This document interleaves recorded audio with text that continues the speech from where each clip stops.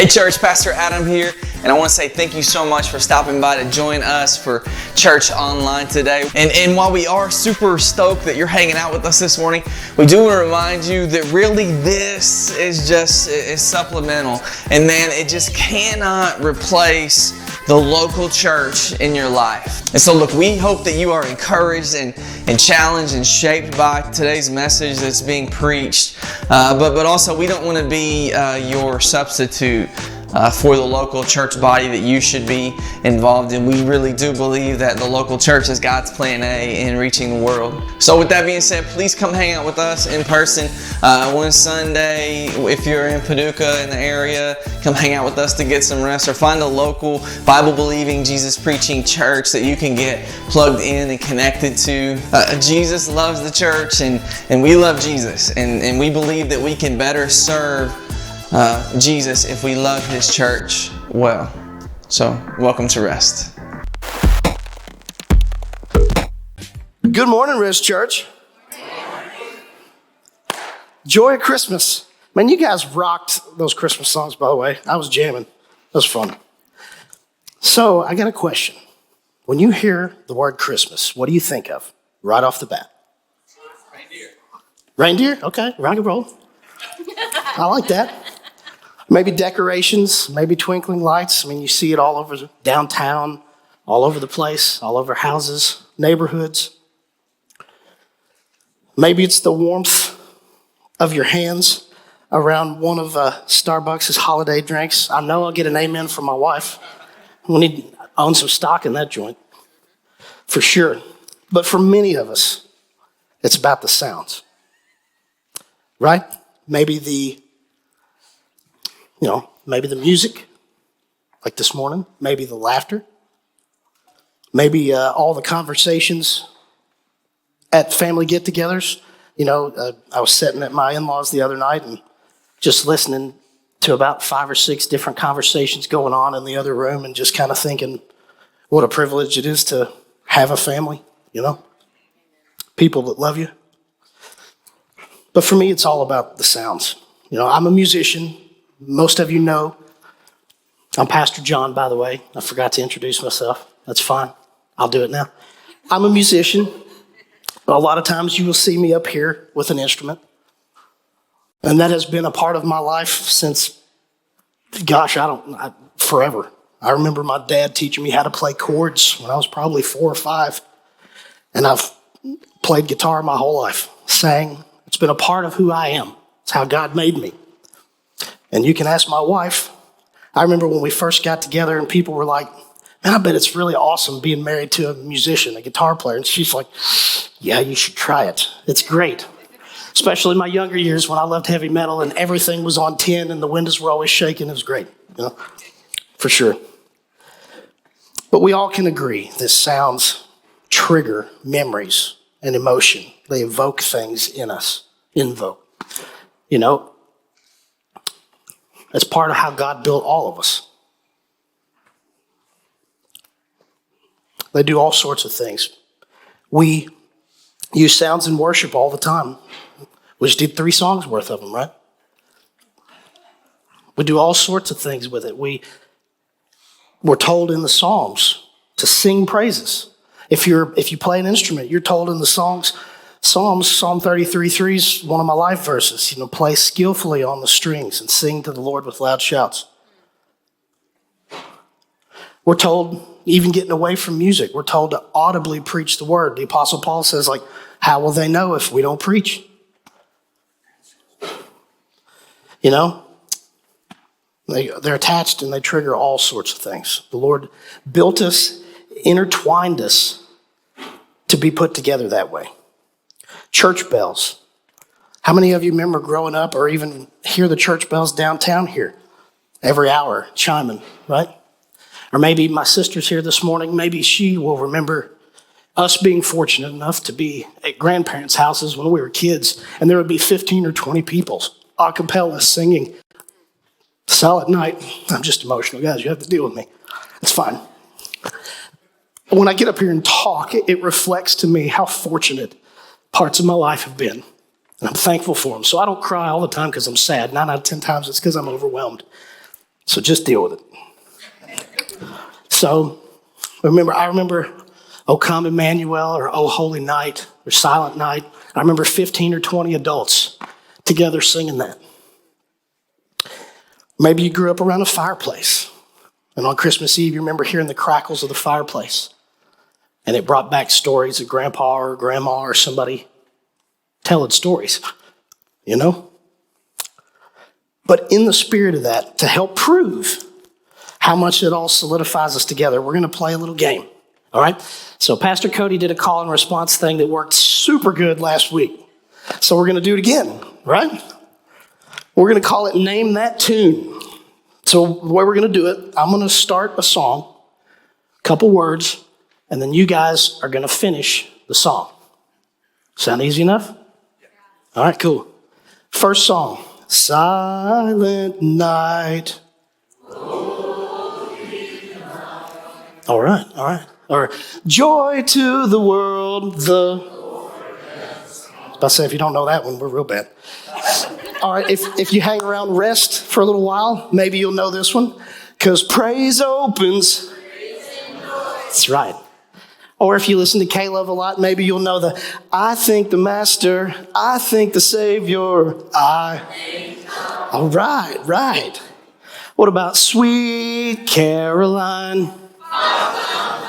Gotcha. Those aren't lyrics. That's the melody. That's not even a church song, you bunch of heathens. Come on. What are we doing? So anyway, needless to say, I think I've proven the point. Sounds intertwine. They drag you in. They hold you. There's something spiritual about them. God built it that way. So today, here in just a second, I want you to close your eyes and envision something with me. So we're going to put a picture of a theater that I have for a slide. We're going to put a picture up. So I want you to close your eyes and open your mind. And I want you to imagine that I'm your usher and I'm ushering you in. We're going to walk you in. I'm going to set you down in the seats. You have a front row ticket to what we're going to call a 3-movement symphony. And I'm a nerd, so we're not going to say section or piece. It's a movement because it's a part of it. It's the orchestral word for it. So that's what we're going to use. But you're going to be in attendance of a 3-movement symphony. And an unbelievable masterpiece. And the composer, the composer is who wrote it, who scripted it. He wrote it from the beginning all the way to the end. See, in this particular performance, the composer who wrote it and the conductor who stands on stage with his baton and conducts the symphony is all the same. He's one and the same. He's eternal. He sits above every detail, every nuance. He's in full control. And he is wonderful to watch at work. He is eternal and he is God the Father. So, during Christmas time, hold with me just a minute on that image. During Christmas time, my family ends up traveling quite a bit. So the first question my daughter always asks when we get in the car is where we're going. Immediately. Doesn't matter what you tell her, she's going to ask again in 5 minutes anyway, but where we're going. So today I want to give us a small roadmap on where we're going in this 3-movement symphony so everybody knows where we're headed and how we're going to get there. So number 1, we will hear the opening notes of a promise made to a man named Abraham. Movement number 2, we will hear of a melody of promise that was made to King David with a little more detail stacked on top of that same promise. And then in movement number 3, we're going to land on a swelling crescendo of Jesus Christ and why he came to do what it is that he does and what he's here to do. So now that I have very literally and metaphorically set the stage, We're going to get into it. I'm pretty excited, but we're going to pray first. Lord Jesus, thank you for the opportunity to have joy in your house. Thank you for the opportunity to be here and to teach your word. And Lord, I pray that as you give me the words to speak, I pray that you would give all of us in here the ears to hear it. Lord, I pray that you would have your way in our hearts, that we would see a side of you that we've never seen. God, that you would just let us set spellbound by your majesty, that you would give us eternal sight to see things and understand things and comprehend things that we've always looked over, or that we glance over, or that we don't stop and take the time to understand. And Lord, I pray that you would just have your way in our hearts. And finally, Lord, I pray that I would decrease and that you would increase. And we ask it in Jesus' name. Amen. All right. So, as this concert starts, as we're sitting down, I can see the conductor. I have it visual. We're going to do a lot of visualization today. So I can see the conductor. I can see him standing up front, and I can see all of his orchestra behind him. They're all sitting, perfectly waiting. And I can see him wave his wand, and I can hear just a few stringed instruments start very subtly in the background, just to start to build. And this is where we're going to start our movement number one. There's a man named Abram. Later on, God will change his name to Abraham. But when this promise was made, his name was Abram. God spoke to him and gave him a promise. And we find that in Genesis 12, verses 1 through 3. Now the Lord said to Abram, "Go from your country and your kindred and your father's house to the land that I will show you, and I will make of you a great nation, and I will bless you and make your name great, so that you will be a blessing. Excuse me. I will bless those who bless you, and him who dishonors you I will curse. And in you all the families of the earth shall be blessed." So God didn't just tell Abraham that he was going to bless him and his family. Well, God literally says, like, through you, every family on earth will be blessed. I don't know about you, if you're talking to the creator of everything and he tells you that, I would have no idea how to receive that. I wouldn't even know what to mean of that. That God the Father would say, through you, I have chosen to bless every family on earth, whoever will live through you. Think about that. The weight of that, what that would mean. And Abraham takes that and he believes God. And he goes exactly where God tells him to go. And man, is that not a good takeaway? Just a mini sermon.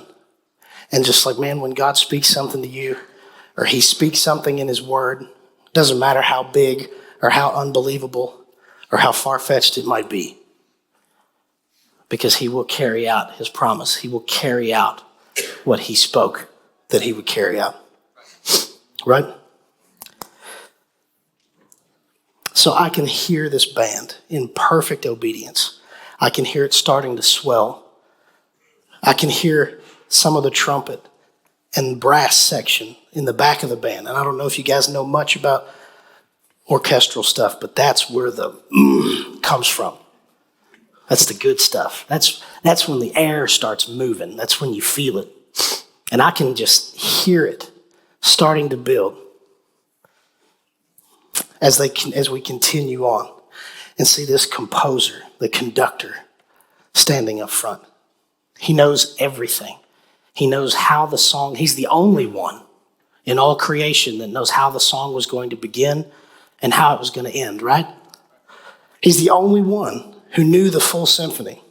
And he's just building layers upon layers upon layers of instruments in perfect unison. And the coolest part is that this God doesn't need an audience. He doesn't need us to be glorified. He chooses to allow us to sit and participate in it. Amen. He allows us to witness what he's doing. So I can almost see him as everything builds, as we're moving toward the second movement. I can see him waving his baton, and I can hear the rest of the brass section starting to come in. And I can feel it. He takes us to another place, somewhere about 1,000 years after the promise was made to Abraham. We find a second character. Same promise, second character, down the lineage of Abraham. Most of us in here would know him. It would be King David. And so we're going to read about King David in 2 Samuel, chapter 7. And this is what the prophet Nathan came to tell King David in regards to this promise. When your days are fulfilled and you lie down with your fathers, or when you pass away, I, God, will raise up your offspring after you, who shall come from your body, and I, God, will establish his kingdom. He shall build a house for my name, and I will establish the throne of his kingdom forever. So see, the conductor here is building those layers I was talking about, right? So he's promising King David, hey, that promise I made to your forefather 1,000 years ago, I didn't forget it. I'm just really eternal. I've intentionally spaced everything down to the millisecond. I'm eternal. And I promised your forefather that I would bless the world through your lineage. Now here you are, and I'm promising you, not only am I going to bless the world through your lineage, it's going to be a specific man in your lineage, and that man will be king. And not only is he going to be king, he will be a king whose reign and authority gets established forever. Now, when you're taking that and giving that type of thing to a king, it really means something, because lineage and the way kingship was passed down from father to son to father to son, that meant a lot. And so David had to take that. And David wrestled with that. And, really, the really amazing thing is that shows us that God is faithful from generation to generation to generation to generation, right? It doesn't matter. God's promises are God's promises, and he will conclude them in your life. So it was 1,000 years. And I love this because I think God does it like as a proverbial mic drop. It's like, yeah, it was 1,000 years. I didn't do the math. I don't know roughly how many generations there were between Abraham and David. Well, there's enough. There's enough that no man was alive. God does that intentionally, I believe, just to show just another mic drop of I am bigger, I'm better, I stand alone, and my promises are forever. Scripture tells us that 1,000 years is like one day, and one day is like 1,000 years to this infinitely wonderful composer. So as we continue to hear the horns building, and the volume of the orchestra is getting bigger and bigger, and like I said, that you can feel the air movement in the room. A lot like when these subs and everything really start going in here, it really impacts you because the air's moving, because there's emphasis built in it. And I love this picture because every wave of his baton, things happen. And yes, we're symbolically thinking about a symphony here, but I'm talking about, think about it in regard to creation.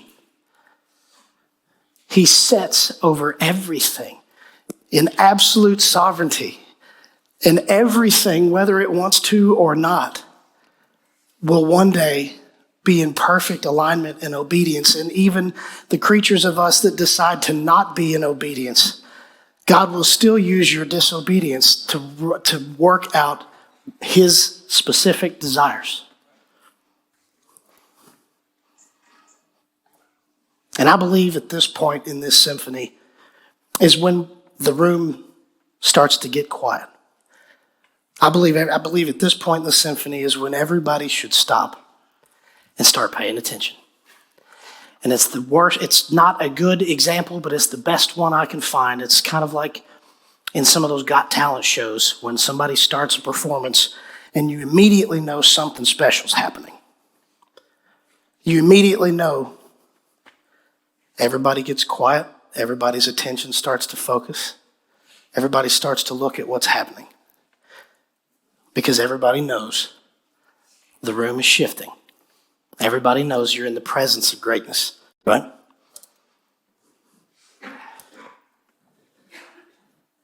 It's like something you've never seen before is being created. Something you've never heard before is being orchestrated out of every detail. Every air molecule flying to your ear is intentional.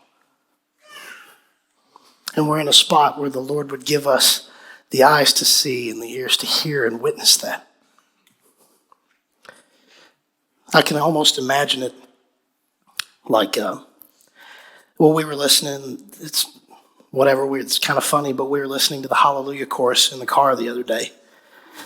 And it's old-fashioned and it's kind of funny and it gets used in a lot of funny things, but can you imagine the first time when Handel had his choir perform that? And people were listening to it and people sitting in attendance. You think they ever heard anything like that ever before? It's really a masterpiece of a piece of music. And man, does it glorify the Lord. It makes me want to worship Jesus. But it's like the first time that was ever conducted. It just, man, I wish I could take my brain and how I see it and articulate it well enough that you could be there with me. Because I see a symphony. I see everything in perfect alignment. I see a composer king in perfect unity and everything in perfect obedience. And as we move to the third movement of this symphony, everything's building. Everything's building. At this point, I would even use that the band is thundering toward this third movement. He's in complete control. It's his symphony. And he's got the power in everything of all the instruments guided exactly toward where we're going to go in Isaiah chapter 7. Then Isaiah said, "Listen well, you royal family of David." Remember, that's lineage again, to re-emphasize the promise. Isn't it enough to exhaust human patience? Must you exhaust the patience of my God as well? All right then. The Lord himself will give you the sign. Look, the virgin will conceive a child. She will give birth to a son and will call him Emmanuel, which means God with us. So at this point in the symphony, we learn that God made a promise that blessing was coming. 1,000 years after that, we learn that that blessing will be a man, a king, a promised king, whose throne will never end. And now, roughly 250-ish years later, the prophet Isaiah is prophesying that not only is this blessing still coming, not only is this blessing a king and will be a king, this blessing now has an identity. And that identity is God in the flesh as king. Whew. God coming in flesh as king.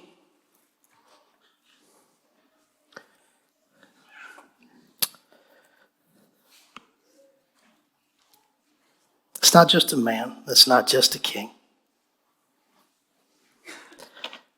It's a God that's going to step down and walk and live amongst his creation and his people. See, at this point, I can imagine sitting in this theater now, witnessing the sounds of the band as well as the visual picture, putting it all together as best we can in our finite minds of the truth of what's being built over thousands of years. I would say that everybody in this theater at this point would probably be totally focused. I don't think anybody's in line at the snack bar. I don't think anybody's munching on popcorn at this point. If anything, I think more than likely the guys at the snack bar have probably put a sign up and they're probably at the door of the theater watching, because everybody in attendance understands. And my favorite part is that the conductor has the full attention of everyone present. The spectators, the people in the audience that just get to be there, they see and know there's a master at work who wrote it, who authored it, who's sustaining it, who's holding it, who's directing it, who's guiding it, who's totally in control. And we're hanging on every note. We're hanging on for every single thing that comes next. And the orchestra behind him is absolutely, totally focused on this baton, totally ready to do whatever's required next, in full submission to the great conductor, composer, who's working his masterpiece literally right in front of us.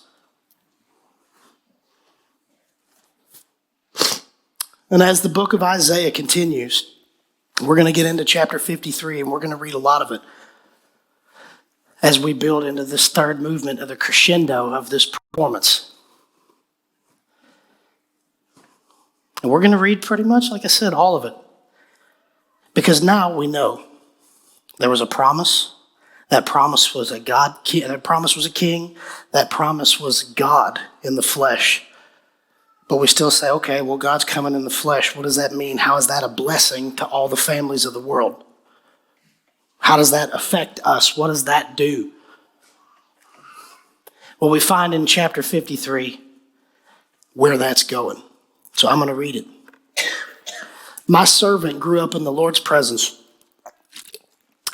Like a tender green shoot, like a root in dry ground. There was nothing beautiful or majestic about his appearance, nothing to attract us to him. He was despised and rejected, a man of sorrows, acquainted with deepest grief. We turned our backs on him and looked the other way. He was despised and we did not care. Yet it was our weaknesses he carried, and it was our sorrows that weighed him down. And we thought his troubles were a punishment from God, a punishment for his own sins. But he was pierced for our rebellion, crushed for our sins. He was beaten so we could be whole. He was whipped so we could be healed. All of us, like sheep, have strayed away. We have left God's paths to follow our own. Yet the Lord laid on him the sins of us all. He was oppressed and treated harshly, yet he never said a word. He was led like a lamb to the slaughter, and like a sheep is silent before its shearers, he did not open his mouth. Unjustly condemned, he was led away. No one cared that he died without descendants, that his life was cut short in midstream. But he was struck down for the rebellion of my people. He had done no wrong and had never deceived anyone. But he was buried like a criminal. He was put in a rich man's grave. But it was the Lord's good plan to crush him and cause him grief.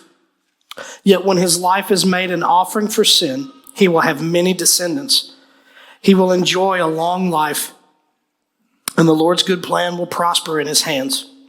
When he sees all that is accomplished by his anguish, he will be satisfied. And because of his experience, my righteous servant will make it possible for many to be counted as righteous. For he will bear all their sins, and I will give him the honors of a victorious soldier because he exposed himself to death. He was counted among the rebels. He bore the sins of many and interceded for rebels. So at this point, I believe everybody in this theater should be totally spellbound at what's happening here. Only a God this powerful and this intentional can write a symphony like this. Do you know only a God who sits above everything can write a verse with that kind of confidence 1,000 years before it happened?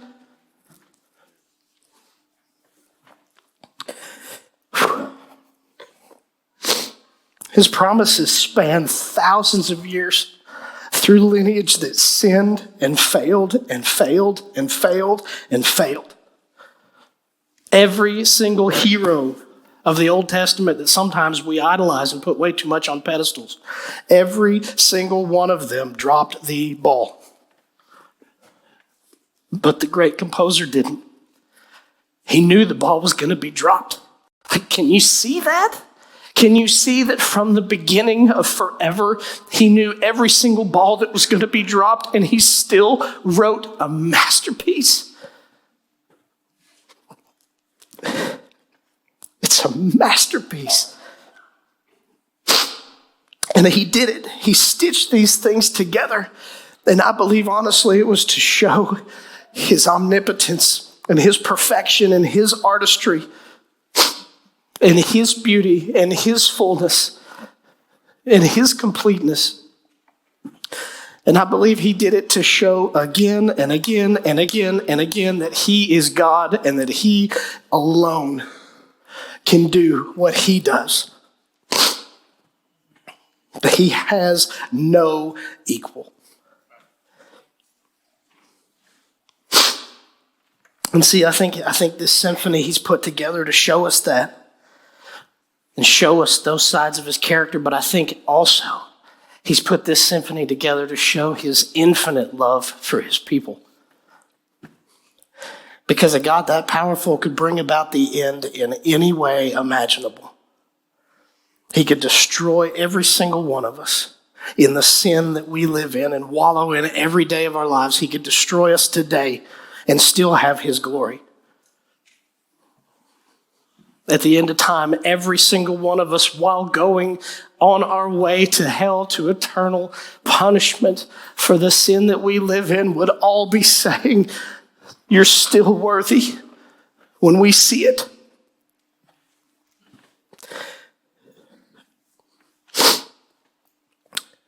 But just like we see in verse 5 of chapter 53, he was pierced for our rebellion and he was crushed for our sins. He was beaten so we could be whole. He was whipped so we could be healed. That God would come in the form of a man. Somehow, Scripture says that Christ didn't count equality with God a thing to be grasped, but he emptied himself. He stepped away from that deity, and he took on the form of his own creation. I mean, it's really hard to try to process, but the humility that would take. You know, John 1 says that in the beginning was the Word, and the Word was with God, and the Word was God. That's Jesus. Jesus was in the beginning from forever. He was with God in eternity forever. And out of the millions of impossible to count ways that he decided to infiltrate his creation and to come in and to work together his perfection in this symphony,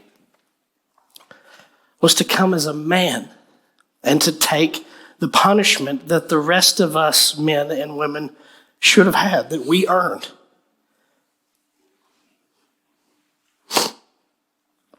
And live the life now because of how he lived his life. We can live a life full of the Holy Spirit. Just like it says in Colossians 1:19, for in him all the fullness of God was pleased to dwell. So he emptied himself of his own deity. He came to earth walked as a man could walk, perfect, full of the Holy Spirit, all for you, so that he could genuinely say he knows what it means to be hungry. He knows what it means to not have any friends. He knows what it means to be betrayed. He knows what it means to be in pain. He knows what it means to suffer. He knows what it means to struggle. He knows what it means to be broke.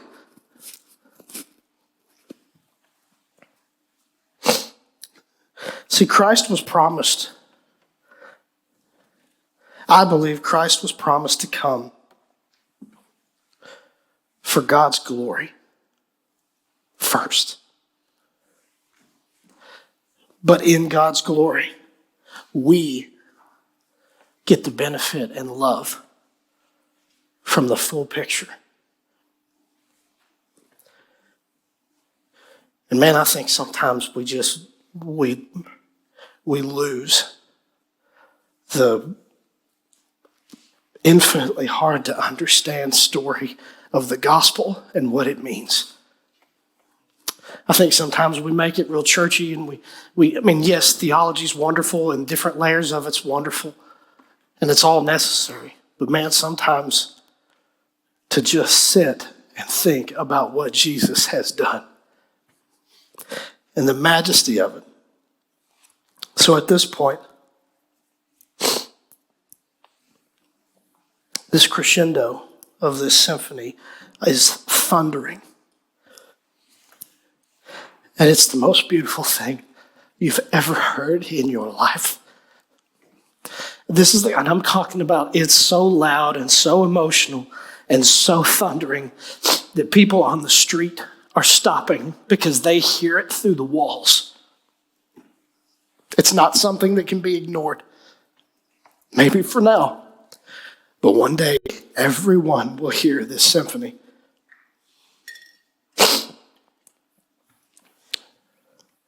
It's almost like this part of the song is like the really powerful bridge of a modern day worship song. That's what a crescendo is. It's the most emotionally impactful portion of the whole song. It's what everything else, it's what all the subtle details, it's what the thousands of years worth of promise and keeping and long suffering and patience and love and planning and meticulousness and detail. It's what makes the crescendo worth the beauty that it has. If the song just started out, boom, it wouldn't have near the same impact. And this crescendo is why we celebrate the birth of Jesus on Christmas. It's why this passage in Luke 2 that we're going to read, it's why it's so impactful. Because there were thousands of years of people, faithful saints, waiting in anticipation for the promised Messiah. People that knew he was coming, that had their faith in God, that passed on, that died in this life while waiting for what these shepherds get delivered in this field. So we're going to go to Luke 2:8 through 14. And in the same region there were shepherds out of the field, keeping watch over their flock by night. And an angel of the Lord appeared to them. And the glory of the Lord shone around them, and they were filled with great fear. And the angel said to them, "Fear not, for behold, I bring you good news of great joy that will be for all the people. For unto you is born this day in the city of David a Savior, who is Christ the Lord. And this will be a sign for you. You will find a baby wrapped in swaddling cloths and lying in a manger." And suddenly there was with the angel a multitude of the heavenly host praising God and saying, "Glory to God in the highest, and on earth peace among those whom he is blessed, with whom he is blessed." So we see God putting a chorus of angels on top of this crescendo. It's taken thousands of years to get to this point. And we see God really just fulfilling that he is a God who will honor the promises that he has spoken. We see these shepherds get delivered. Can you imagine these shepherds? Like, man, I'm going over, but I can't help it. These shepherds that probably grew up studying the Word of God their whole lives, they were Jewish men. They were required to memorize the Word. They knew Genesis. They knew the promises that were laid out in Genesis. They knew the promises that were laid out in 2 Samuel that were promised to David. They knew what Isaiah prophesied. Can you imagine being in a field when angels show up and say, hey, this thing that's been talked about for thousands of years, the promised Messiah King who will pay for your sins, has been born tonight.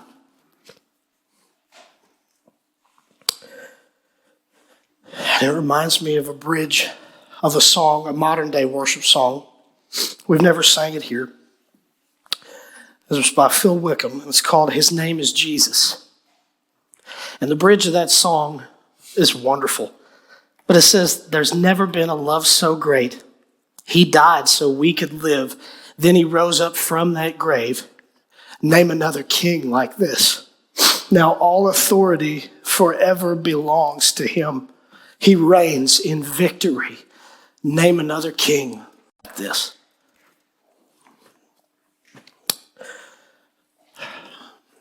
Emma, you can go ahead and come up. I didn't send you a call up. But there it is. So believers, this morning, I want to encourage you when we get into this next worship song. I want you to take a moment and really think about the majesty of what is happening.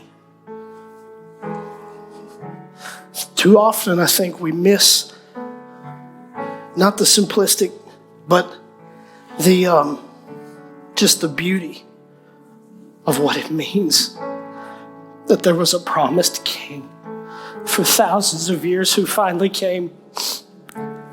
And to know that that king knows you personally, somehow, some unbelievable way. He knows you. He knows what you struggle with. He knows where you came from. He knows who you are. He knows who you're not. He's intentional. He's eternal. And man, he will absolutely love you to the point you don't know how to stand it.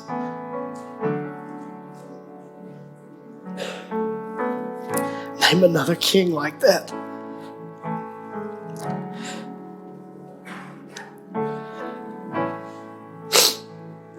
So unbelievers, I want to tell you guys, if you're in this room and you would actively say, I do not walk with Jesus, I do not know Jesus,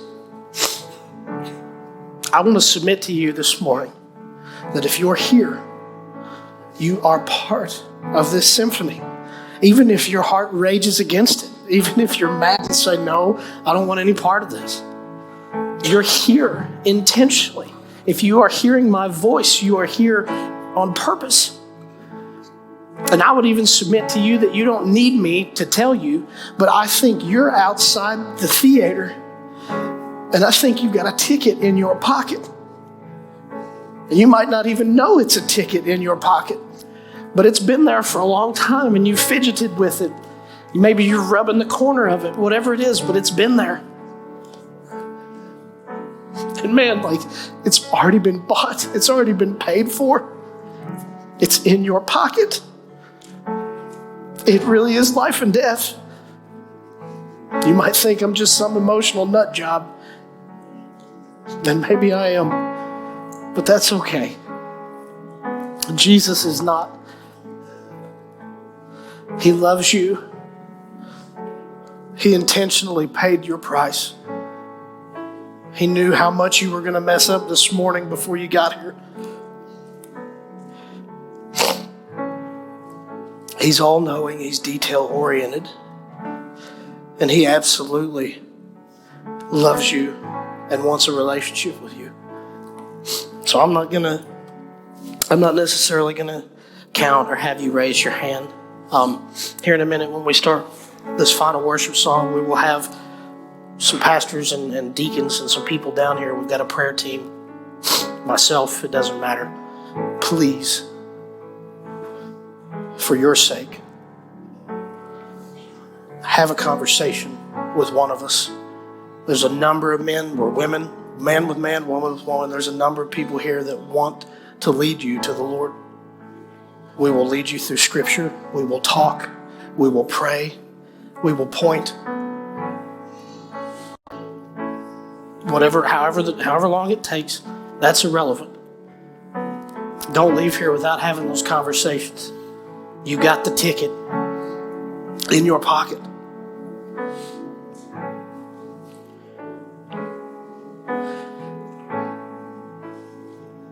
So with every head bowed this morning, just before we get into this worship song, let's all just take time to worship God for the beauty of who He is and what He's done and what He's continuing to do. I've intentionally not put a finale on this symphony because I believe we're currently still in the middle of the crescendo. I believe there's still time. We're still in the middle of the beauty of this performance. There's still a seat. It's still available. And believer, if you are in a seat already, I just want to challenge you to understand the beauty of what you're witnessing. To spend time reading in the Word. To spend time understanding the depth of what it means to say that Jesus came and He died because there were thousands and thousands and thousands of saints before you that didn't have the full canon of Scripture at their fingertips to read and study. There were thousands of saints who would have longed to have lived in this time of the full culmination of God's Word and for the indwelling of the Holy Spirit that we're promised. So whether you're a believer, to dig in and worship God for who He is, or you're an unbeliever who wants to meet Him, let's just continue our worship as we get into the song.